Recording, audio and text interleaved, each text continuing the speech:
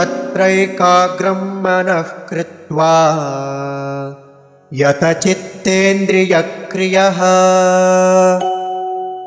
उपविश्यासने युञ्ज्यात् योगमात्मविशुद्धये।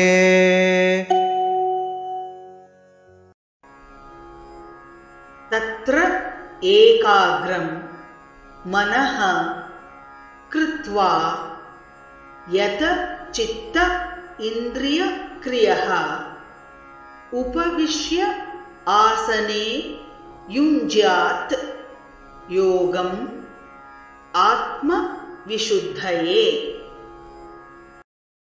तत्रैकाग्रं मनः कृत्वा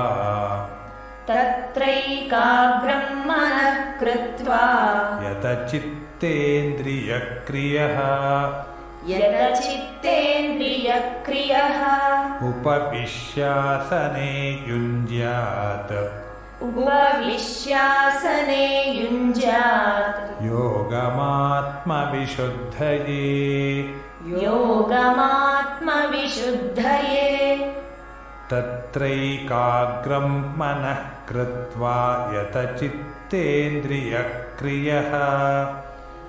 तत्रैकाग्रं मनः कृत्वा यतचित्तेन्द्रियक्रियः उपविश्यासने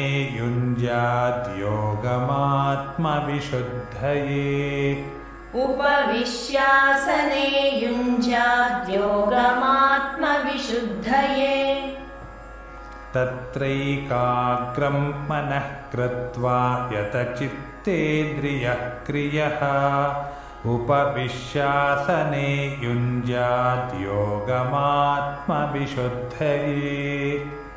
तत्रैकाग्रं मनः कृत्वा यतचित्तेन्द्रियक्रियः उपविश्यासने युञ्ज्यात् योगमात्मविशुद्धये।